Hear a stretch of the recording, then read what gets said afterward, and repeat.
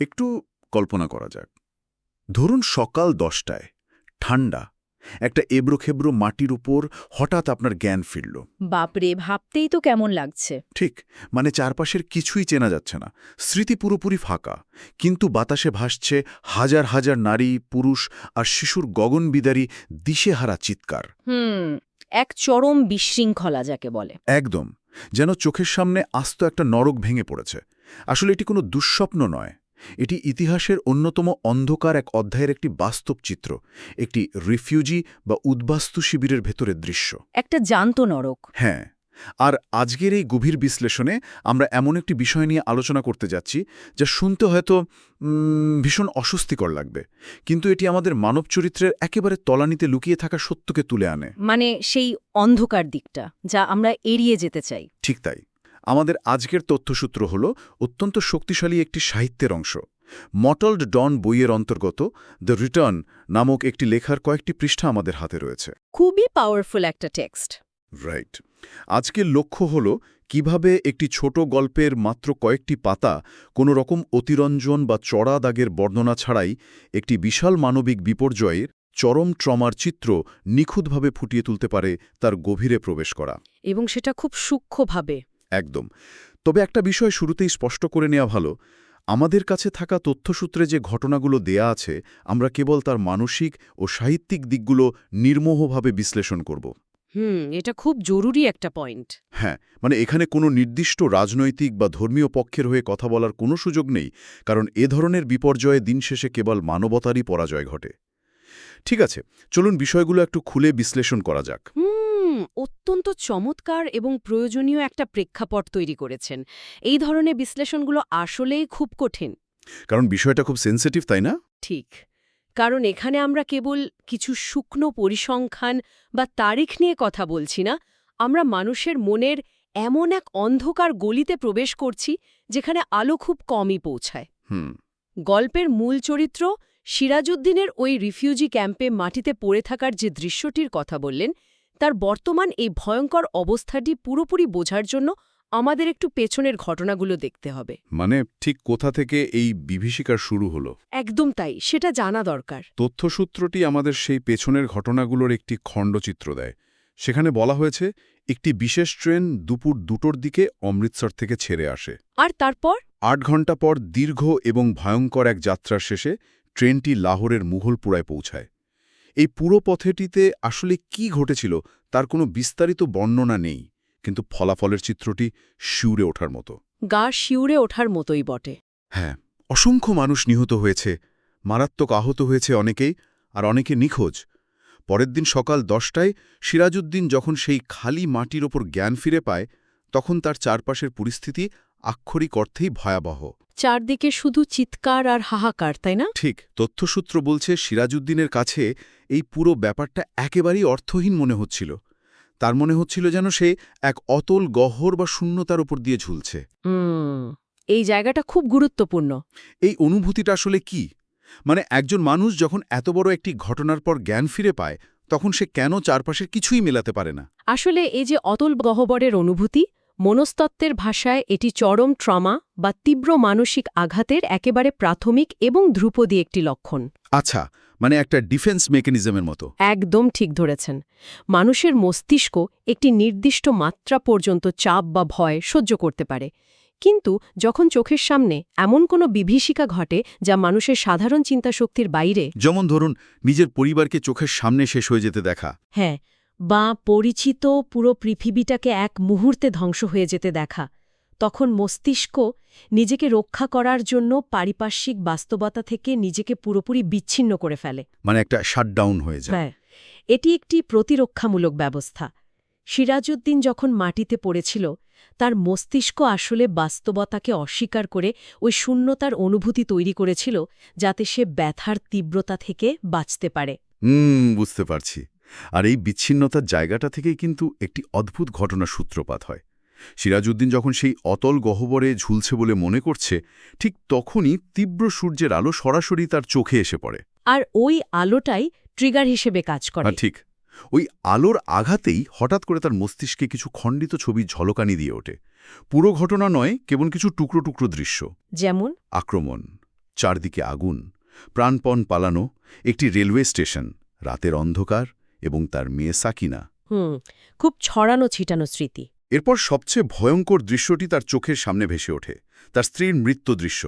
তার স্ত্রীর পেট চিরে ফেলা হয়েছিল। ও গড! হ্যাঁ, মারা যাওয়ার ঠিক আগে সেই নারী সিরাজউদ্দিনকে বলেছিল, আমাকে এখানেই ফেলে যাও, মেয়েটিকে নিয়ে যাও। কি নিদারুণ একটা পরিস্থিতি। মানে এই যে স্মৃতির টুকরোগুলো, এটি আমাকে একটা খুব পরিচিত বিষয়ের কথা মনে করিয়ে দিচ্ছে। যখন কোনো বৈদ্যুতিক যন্ত্রে শর্ট সার্কিট হয়, তখন সেটি যেমন স্বাভাবিকভাবে না চলে কেবল মাঝে মাঝে স্ফুলিঙ্গ বা ঝলকানি তৈরি করে, হ্যাঁ, স্পার্ক করে। সিরাজউদ্দিনের মস্তিষ্কেও কি ঠিক সেভাবেই কাজ করছে? এই রূপকটি ঘটনার ভয়াবহতাকে খুব নিখুঁতভাবে তুলে ধরে। হ্যাঁ, মানে মস্তিষ্ক ঠিক এভাবেই শর্ট সার্কিট হয়ে যায়। তার মানে কোনো ধারাবাহিকতা থাকে না। একদম না। আমরা যখন স্বাভাবিক থাকি তখন আমাদের স্মৃতি একটি সুন্দর গোছানো কাহিনীর মতো কাজ করে, একটার পর একটা ঘটনা সাজানো থাকে। কিন্তু চরম ট্রমার মুহূর্তে স্মৃতির সেই ধারাবাহিকতা বা টাইমলাইন পুরোপুরি ভেঙে চুরমার হয়ে যায়। আচ্ছা, মস্তিষ্ক তখন কেবল ওই ভয়ঙ্কর মুহূর্তের কিছু নির্দিষ্ট সংবেদন, যেমন ধরুন কোনো চিৎকার, রক্তের রং, আগুনের তাপ বা ওই যে স্ত্রীর শেষ কথাগুলো, এগুলো আলাদা আলাদা ফোল্ডারে সেভ করে রাখে। মানে কোনো সিকোয়েন্স ছাড়াই। হ্যাঁ, সিরাজউদ্দিনের মনে কোনো পুরো গল্প নেই, আছে কেবল ওই খণ্ডিত পোড়া স্মৃতির টুকরোগুলো, যা তাকে প্রতিনিয়ত দগ্ধ করছে। এই খণ্ডিত স্মৃতির মধ্যেই কিন্তু একটি অত্যন্ত গুরুত্বপূর্ণ অনুষঙ্গ উঠে আসে তথ্যসূত্রে। পালানোর সময় সিরাজউদ্দিনের মেয়ে সাকিনা একটি ওড়না মাটিতে পড়ে গিয়েছিল। হ্যাঁ, ওড়না বা দুপাট্টা। ঠিক। সেই চরম বিশৃঙ্খলা এবং জীবনমৃত্যু সন্ধিক্ষণে দাঁড়িয়েও সিরাজউদ্দিন সেই ওড়নাটি কুড়িয়ে নিজে পকেটে রেখেছিল। আমি একটু বুঝতে চাইছি, সিরাজউদ্দিনের পকেটে থাকা ওই ওড়নাটি আসলে এখানে কিসের প্রতীক? খুব ইন্টারেস্টিং একটা প্রশ্ন। মানে একজন মানুষ যখন নিজের জীবন বাঁচাতে দৌড়াচ্ছে, তখন এক টুকরো কাপড় কুড়িয়ে নেওয়ার পেছনে মনস্তাত্ত্বিক কারণ কি হতে পারে? আমরা যদি এটিকে বৃহত্তর প্রেক্ষাপটের সাথে মিলিয়ে দেখি, তবে বুঝতে পারব যে এই ওড়নাটি কেবল এক টুকরো কাপড় নয়। তাহলে এটা কিসের প্রতীক? একটি নির্দিষ্ট সংস্কৃতির ভেতরে ওড়না সাধারণত একজন নারীর সম্মান, নিরাপত্তা এবং শালীনতার প্রতীক হিসেবে দেখা হয়। আমাদের কালচারে তো বটেই। সিরাজউদ্দিন যখন নিজের স্ত্রীকে চোখের সামনে মরতে দেখছে, তার মেয়ে নিখোঁজ হয়ে গেছে, তার পুরো পৃথিবী যখন ধ্বংসস্তূপে পরিণত হয়েছে, তখন ওই পড়ে থাকা ওড়নাটি আসলে তার হারিয়ে যাওয়া পরিবারের শেষ চিহ্ন। এক ধরনের মরিয়া আঁকড়ে ধরা। হ্যাঁ, এটি তার পিতৃত্বের এক অসহায় স্মারক। তার অবচেতন মন হয়তো বিশ্বাস করতে চাইছে যে সে ওড়নাটি রক্ষা করতে পেরেছে, মানে সে তার মেয়ের সম্মান বা তার অস্তিত্বের অন্তত কিছুটা অংশ হলেও রক্ষা করতে পেরেছে। বাপরে, একটা কাপড়ের টুকরোর এত বড় অর্থ হতে পারে? ঠিক। পকেটে ওই কাপড়ের দলার উপস্থিতিটুকু সিরাজউদ্দিনকে তার বেঁচে থাকার একমাত্র উদ্দেশ্যটি প্রতিনিয়ত মনে করিয়ে দিচ্ছিল। আর এই মরিয়া অবস্থা থেকেই কিন্তু সিরাজউদ্দিনের আসল সংগ্রাম শুরু হয়। সে যে কোনো মূল্যে তার মেয়ে সাকিনাকে খুঁজে পেতে চায়। স্বাভাবিক, বাবা তো। আর এই খোঁজা প্রক্রিয়ায় সে একটি দলের সন্ধান পায়। তথ্যসূত্র বলছে এটি ৮ জন অস্ত্রধারী যুবকের একটি দল। তাদের একটি ট্রাক ছিল। মানে এক ধরনের ভিজিল্যান্টে গ্রুপ। হ্যাঁ, এবং তারা দাবি করত যে জীবনের ঝুঁকি নিয়ে তারা ওপারে ফেলে আসা নারী ও শিশুদের উদ্ধার করে আনে। সিরাজউদ্দিন তাদের কাছে যায় এবং সাকিনার বর্ণনা দেয়। কি বর্ণনা দিয়েছিল সে? সে খুব নিখুঁতভাবে বলে যে মেয়েটি ফর্সা, অত্যন্ত সুন্দরী। সে আরও যোগ করে যে মেয়েটি দেখতে ঠিক তার মতো নয়, বয়স ১৭, চোখগুলো বড় বড় কালো চুল এবং বাঁগাল একটি তিল আছে। একেবারে পয়েন্ট টু পয়েন্ট ডেসক্রিপশন। হ্যাঁ, সিরাজউদ্দিন এই যুবকদের হাত ধরে দোয়া করে যেন তারা তার মেয়েকে খুঁজে পায়। আসলে চরম বিশৃঙ্খলা এবং আইনহীন একটি সমাজে মানুষ যখন রাষ্ট্র বা প্রশাসনের কাছ থেকে কোনো সাহায্য পায় না, তখন তারা বাধ্য হয়ে এমন গোষ্ঠীর কাছে আত্মসমর্পণ করে। মানে অন্ধের যষ্ঠীর মতো আর কি। ঠিক তাই। সিরাজউদ্দিনের কাছে ওই ৮ জন যুবক ছিল অন্ধকারের মধ্যে একমাত্র ভরসা। কিন্তু এই ভরসার জায়গাটি কতখানি নড়বড়ে তা আমরা গল্পের পরের অংশে দেখতে পাব। আর ঠিক এখানেই আমার মনে কিছু খটকা তৈরি হচ্ছে। তথ্যসূত্র অনুযায়ী ওই যুবকরা সত্যিই তাদের ট্রাক নিয়ে অমৃতসরের দিকে যায়। যাত্রাপথে তারা রাস্তার ধারে একটা মেয়েকে দেখতে পায়। আচ্ছা। কিন্তু এরপরই একটা অদ্ভুত ব্যাপার ঘটে। মেয়েটি ওই যুবকদের দেখে সাহায্য চাওয়ার বদলে উল্টো ভয় পেয়ে দৌড়াতে শুরু করে। এটা খেয়াল করার মতো বিষয়। যুবকরা ট্রাক থামিয়ে তার পিছু নেয় এবং অবশেষে একটি মাঠে তাকে ধরে ফেলে। মেয়েটির বাঁ গালে তিল দেখে তারা নিশ্চিত হয় যে এই মেয়েটি সিরাজউদ্দিনের মেয়ে সাকিনা। মানে তারা তাকে পেয়ে যায়। হ্যাঁ, কিন্তু এরপর তথ্যসূত্র একটি বিশেষ শব্দ ব্যবহার করেছে। বলা হয়েছে যুবকরা মেয়েটির প্রতি খুব দয়ালু ছিল। দয়ালু? হ্যাঁ, দয়ালু। তারা তাকে খেতে দিয়েছে, পান করার জন্য দুধ দিয়েছে, এমনকি তাদের একজন নিজের জ্যাকেট খুলে সাকিনাকে পরতে দিয়েছে, কারণ ওড়না ছাড়া মেয়েটি অস্বস্তিতে নিজের বুক হাত দিয়ে ঢেকে রাখছিল। শুনলে মনে হয় বেশ ভালো কাজ করেছে। কিন্তু এরপর অনেকগুলো দিন কেটে যায়। সিরাজউদ্দিন এক ক্যাম্প থেকে অন্য ক্যাম্পে পাগলের মতো ছুটে বেড়ায়, কিন্তু তার মেয়ের কোনো খবর সে আর পায় না। এখান থেকেই বিষয়টা আসলে চরম কৌতূহলোদ্দীপক হয়ে ওঠে। কেন? আপনার কি মনে হচ্ছে? আমার কাছে এই জায়গাটা একেবারেই মিলছে না। একটু থামুন এবং ভেবে দেখুন, যদি ওই ৮ জন যুবক সত্যি এত দয়ালু হয়, যদি তারা তাকে উদ্ধার করতেই চায়, তবে সাকিনা তাদের দেখে প্রথমে দৌড়ে পালিয়েছিল কেন? খুব ভ্যালিড পয়েন্ট। আর তারা যদি তাকে পেয়েই থাকে এবং খাইয়ে দাইয়ে নিজেদের ট্রাকেও তুলেও থাকে, তবে এতদিন ধরে সিরাজউদ্দিন তার মেয়ের কোনো খবর পেল না কেন? আপনার এই সন্দেহটাই কিন্তু এই গল্পের সবচেয়ে অন্ধকার এবং ভয়ঙ্কর সত্যের দিকে আমাদের নিয়ে যায়। মানে আমি যা ভাবছি সেটাই কি সত্যি? চলুন সাকিনার দৌড়ে পালানোটার দিকে একটু নজর দেয়া যাক। একজন ১৭ বছরের মেয়ে যে একা রাস্তায় পড়ে আছে, সে যখন একটি ট্রাক ভর্তি অস্ত্রধারী যুবকদের দেখবে, তখন সে কি তাদের উদ্ধারকারী হিসাবে দেখবে নাকি নতুন কোনো বিপদ হিসাবে? অবশ্যই বিপদ হিসাবে দেখবে। ঠিক, তার ওই পালানোটা ছিল বিপদের গন্ধ পেয়ে শিকারের পালানোর মতো একটি আদিম প্রবৃত্তি। সাকিনা বুঝতে পেরেছিল যে বিশৃঙ্খলার ওই পরিবেশে এই ৮ জন পুরুষের কাছে তার কোনো নিরাপত্তা নেই। কিন্তু ওই যে জ্যাকেট দেওয়ার বিষয়টি তথ্যসূত্রে তো স্পষ্ট বলা আছে, তারা খুব দয়ালু ছিল, তারা তো তাকে দুধ খেতে দিয়েছিল। এখানেই সাহিত্যের সবচেয়ে ধারালো অস্ত্র, আইরনি বা শ্লেষের ব্যবহার করা হয়েছে। আইরনি? হ্যাঁ, আপাত দৃষ্টিতে যা দয়া মনে হচ্ছে, তার আড়ালে এক নিস্তব্ধ বিপদের ইঙ্গিত লুকিয়ে আছে। একটু গভীরভাবে চিন্তা করুন। ওড়না না থাকার কারণে সাকিনা অস্বস্তি বোধ করছিল, অর্থাৎ সে নিজেকে অরক্ষিত মনে করছিল। হ্যাঁ, সেটা তো স্বাভাবিক। এই অরক্ষিত মেয়েটিকে একজন যুবক নিজের জ্যাকেট পরিয়ে দিল।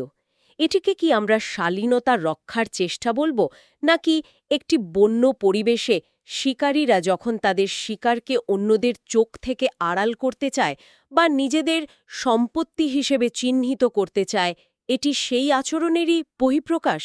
ও মাই গড! তার মানে জ্যাকেটটা একটা মার্কিং ছিল? একদম। তারা সাকিনাকে উদ্ধার করার কথা বলে নিজেদের জিম্মায় নিল ঠিকই, কিন্তু এরপর আর বাবার কাছে ফিরিয়ে দিল না। এর মানে কি দাঁড়ায়? মানে তারা তাকে আটকে রেখেছিল? এর মানে হলো ওই তথাকথিত উদ্ধারকারীরা আসলে রক্ষকের ছদ্মবেশে ভক্ষক ছিল। ক্ষমতার শূন্যস্থান বা পাওয়ার ভ্যাকুয়াম যখন তৈরি হয়, তখন যারা বন্দুক হাতে নিয়ে ঘোরে, তারা প্রায়শই দুর্বলদের উপর আধিপত্য বিস্তার করে। বাপরে! ওই দুধ দেওয়া বা জ্যাকেট দেওয়াটা কোনো দয়া ছিল না, সেটি ছিল শিকারকে সাময়িকভাবে শান্ত রাখার একটি প্রক্রিয়া। এটা ভাবলেই গা শিউরে ওঠে। মানে লিটারেলি গা শিউরে ওঠে। একজন অসহায় বাবা যাদের কাছে শেষ ভরসা নিয়ে গেল, যাদের হাত ধরে দোয়া করল, তারাই আসলে তার সন্তানের চরম সর্বনাশ করছে। এটাই যুদ্ধের সবচেয়ে কদর্য রূপ। এই যুবকদের আসল রূপ এবং সাকিনার ভাগ্যে আসলে কি ঘটেছে তার চূড়ান্ত এবং ভয়ঙ্কর সত্যটি উন্মোচিত হয় গল্পের একেবারে শেষ অংশে। এই দৃশ্যটি সাহিত্যের ইতিহাসের অন্যতম একটি শক্তিশালী এবং একই সাথে অস্বস্তিকর ক্লাইম্যাক্স। হ্যাঁ, ওই হাসপাতালের দৃশ্যটা। ঠিক, দৃশ্যপটটি হলো একটি রিফিউজি ক্যাম্পের হাসপাতাল। একদিন সিরাজউদ্দিন ওই ক্যাম্পে এই যুবকদের দেখতে পায়। সেই একই যুবকদের যাদের সে তার মেয়ের দায়িত্ব দিয়েছিল। হ্যাঁ, ওই ৮ জনকে। সিরাজউদ্দিন তাদের দেখে দৌড়ে যায় এবং জিজ্ঞেস করে, বাবারা, তোমরা কি আমার মেয়ে সাকিনাকে খুঁজে পেয়েছ? আর যুবকরা কি উত্তর দেয়? যুবকরা সিরাজউদ্দিনের চোখের দিকে তাকায় না। তারা খুব তাড়াহুড়ো করে বলে, আমরা খুঁজব, আর ট্রাক নিয়ে সেখান থেকে দ্রুত চলে যায়। চোখের দিকে না তাকানোটা তো একটা বিরাট সাইন। হ্যাঁ, এই এড়িয়ে যাওয়াটা প্রথম একটা বড় সংকেত দেয় যে ভেতরে ভেতরে ভয়াবহ কিছু একটা ঘটেছে। এরপর ওই দিন সন্ধ্যায় হঠাৎ ক্যাম্পে একটা চাঞ্চল্য তৈরি হয়। সিরাজউদ্দিন দেখতে পায় ৪ জন লোক ক্যাম্পের কাছে রেল লাইনের পাশ থেকে এক অজ্ঞান যুবতীকে উদ্ধার করে ক্যাম্প হাসপাতালে নিয়ে আসছে। রেল লাইনের পাশে ফেলে যাওয়ার বিষয়টি কিন্তু খুব গুরুত্বপূর্ণ। কেন বলছেন এ কথা? মানে মেয়েটিকে তারা আর কোনো মানুষ হিসেবে বিবেচনা করেনি। তাকে আক্ষরিক অর্থেই আবর্জনার মতো ছুঁড়ে ফেলা হয়েছে। একেবারে ঠিক। সিরাজউদ্দিন সেই লোকগুলোর পিছু নেয়। সে হাসপাতালের একটি ঘরে ঢোকে, সেখানে একটি স্ট্রেচারের উপর একটি মেয়ে অজ্ঞান হয়ে শুয়ে আছে। সেই সময় হাসপাতালের আলো জ্বালানো হয়। আলো জ্বালানোর পর সিরাজউদ্দিন দেখতে পায় স্ট্রেচারে শুয়ে থাকা মেয়েটির বাঁ গালে একটা তিল আছে। সে সাথে সাথে চিৎকার করে ওঠে, সাকিনা! শেষমেশ খুঁজে পেল তাহলে। হ্যাঁ, কিন্তু এরপর যা ঘটে তা অকল্পনীয়। ডাক্তার আলো জেলে সিরাজউদ্দিনের দিকে তাকিয়ে তার পরিচয় জানতে চায়। সে কাঁপতে কাঁপতে উত্তর দেয়, আমি ওর বাবা। এরপর ডাক্তার মেয়েটির নাড়ি পরীক্ষা করে। তারপর সে জানালার দিকে আঙুল দেখিয়ে বয়স্ক লোকটিকে অর্থাৎ সিরাজউদ্দিনকে বলে, খুলে দাও। ডাক্তার ইংরেজিতে বলেছিল, ওপেন ইট। জানালার হাওয়া আসার জন্য। ঠিক। ডাক্তার মূলত জানালা খুলে ঘরে একটু হাওয়া চলাচলের ব্যবস্থা করতে বলেছিল। কিন্তু ঠিক এই জায়গাটাতেই গল্পটি আমাদের চেতনার মূলে একটা প্রচণ্ড আঘাত করে। এই নির্দেশটি শোনা মাত্রই স্ট্রেচারে অজ্ঞান হয়ে শুয়ে থাকা মেয়েটির শরীরে একটা পরিবর্তন আসে। একটু ধীরে এগোই আমরা, কারণ এই জায়গাটা বোঝার খুব জরুরি। মেয়েটি তো অজ্ঞান অবস্থায় ছিল। হ্যাঁ, সে সম্পূর্ণ অজ্ঞান। কিন্তু ওই খুলে দাও বা ওপেন ইট নির্দেশটি শোনা মাত্রই তার শরীরটা একটু নড়ে ওঠে। তার হাত অবচেতনভাবেই তার সালোয়ারের ফিতার জিকে যায়। সে অত্যন্ত ধীর ও যন্ত্রণাদায়কভাবে ফিতা খুলে পোশাকটি নিচে নামিয়ে নিজের 2 পা ফাঁক করে দেয়। ওহ গড!